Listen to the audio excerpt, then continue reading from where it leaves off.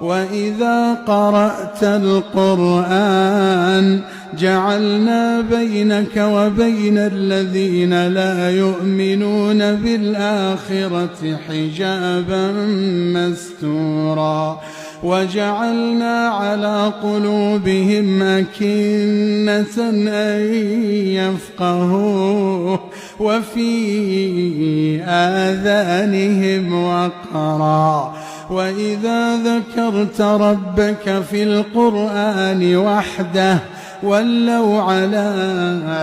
أدبارهم نفورا نحن أعلم بما يستمعون به إذ يستمعون إليك وإذ هم نجوى إذ يقول الظالمون إن تتبعون إلا رجلا مسحورا